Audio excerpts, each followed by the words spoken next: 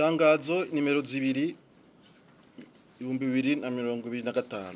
Muri iyi minsi Ibanki Repubulika y'u Burundi irabona iyongerekana ry'ibikorwa bitemewe bikorwa n'amashirahamwe mato yo kuziganya no guranana bita mu gifaransa groupement financier communautaire.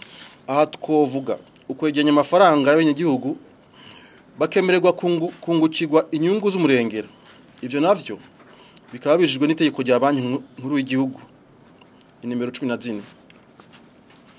Two kwibutsa ko hisunzwe ingingo ya 11 itegeko rya banki ya Repubulika y'u Burundi nimero 14 amashirahamwe mato yo kuziganya no guranana groupement financier communautaire arekuriye kwakira intererano z'abanywanyi bayo kandi akabaha ingurane hisunzwe amasezerano bagiranye. Intererano nazo zisigura ajya amahera abanywanyi begeranya buri kiringo cumvikanye yo kugira umutahe utangwamo ingurane kuri abanywanyi uboneke.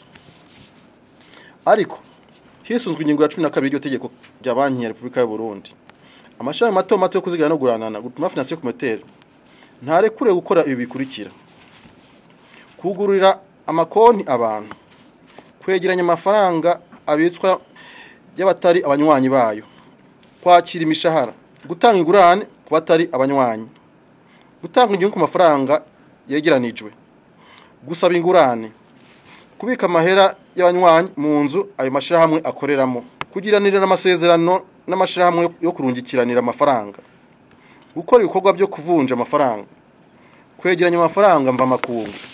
Kubera ibyo byose Ibanki ya Repubulika y'u Burundi irahamagara y'abanyagihugu kubitsa amafaranga yabo yunguka mu mashirahamwe yo kuziganya no guranana avyemerewe n'amategeko.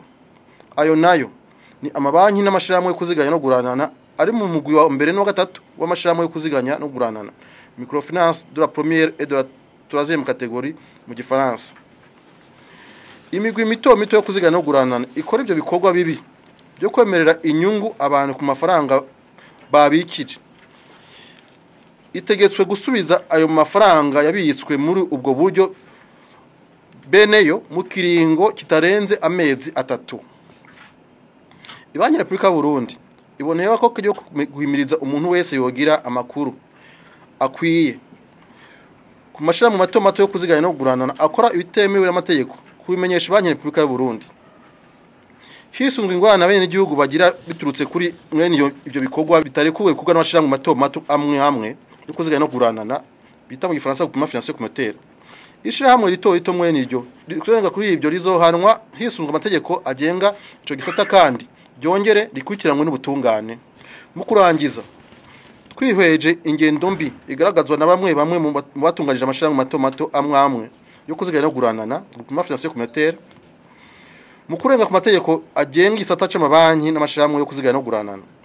Ibanki ya Repubulika y'u Burundi ifashe ingingo yo guhagarika ibikorwa byo kwandika amashirahamwe mato yo kuziganya no guranana gushika habonetse izindi ngingo. Biramenyeshwe kandi abantu bose bariko basaba kwemererwa gukora nk'amashirahamwe mato yo kuziganya no guranana ko umwihwezo ubaye urahagarikwa.